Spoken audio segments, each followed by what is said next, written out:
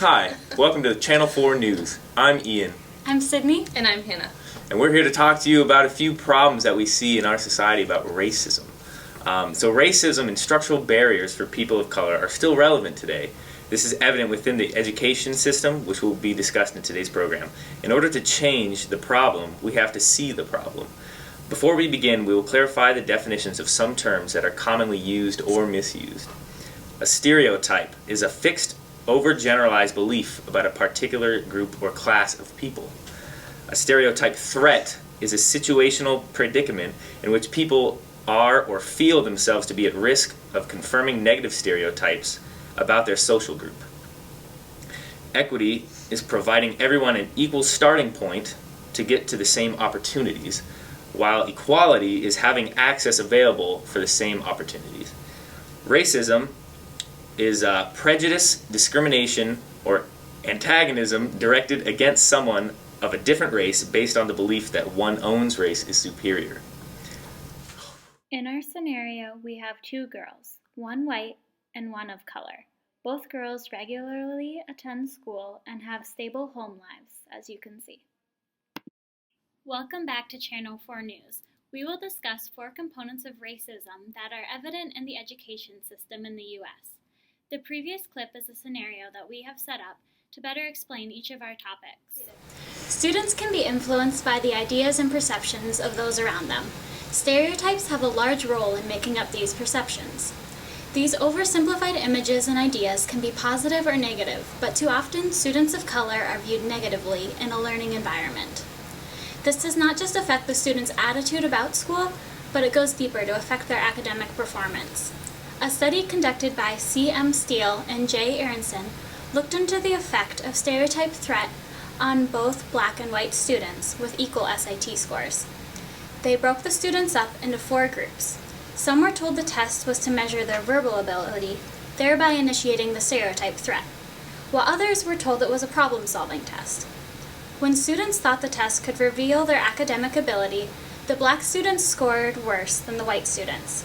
But when there was no stereotype in the air, and thereby no stereotype threat, their identities weren't on the line and black students scored the same as white students.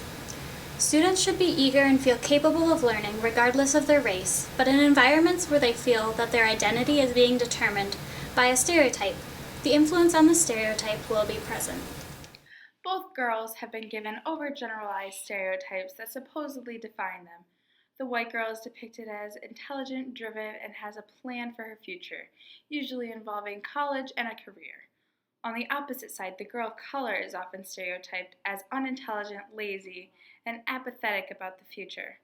Both of these stereotypes subconsciously affect their academic performance, especially due to the influence of teachers, peers, and authority. Advanced placement or college preparatory classes are becoming a widely available resource for high school students. It would only make sense to provide 2 students with equal grades, equal opportunities for these college preparatory classes. However, more and more we are seeing this isn't the case. College-bound students need these classes as a resource to get a feel for the rigor of college classes, ensuring they will succeed academically their freshman year and beyond.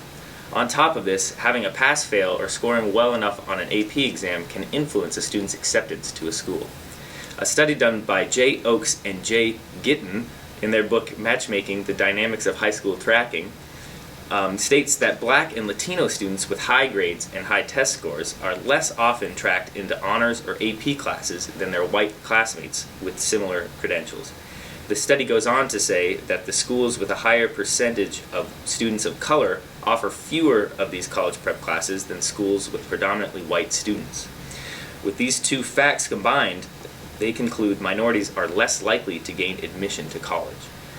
In a society of equal opportunity, knowing this kind of threatens our view of a just education system. After this next demonstration, we'll send it off to Kristy in the field. For instance, if the white girl excels in math, she is much more likely to be placed in advanced math. Due to the color of her skin, she is deemed capable. However, if the girl of color excels equally in math, she is less likely to be placed in an advanced class because she is deemed incapable. This will allow the white girl to have the tools to prepare for college, but leaves the girl of color unprepared. The white girl has positive role models that are in powerful positions in society. The girl of color does not have as many role models that are in prominent positions in school or business. We're all aware of the Brown versus Board of Education situation, where segregation in public schools was declared a violation of the 14th Amendment. However, fast forward 60 years and we can still see the same inequality and injustice that once occurred. There are fewer resources available to schools in the inner city where there's substantially higher minority, much of which is due to white businesses moving toward the suburbs. It has been proven through a study done in 2012 by the Center of American Progress that more money is spent on schools where white is the majority, with schools that are 90% or more white receiving an average of $733 more per person.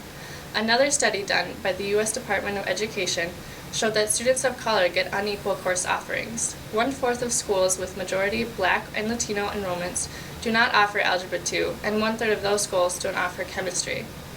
Equal and equitable education opportunity for each and every child in America is not happening under our current education and accountability system, which is leaving millions of low-income students and students of color behind. Chief Justice Earl Warren wrote these now famous words, "In the field of public education, the doctrine of separate but equal has no place." 60 years later, most, though not all, American schools are as segregated as they have ever been. As far as academic resources go, the white person will be given more money and course options than the person of color. This provides unequal opportunity between the two.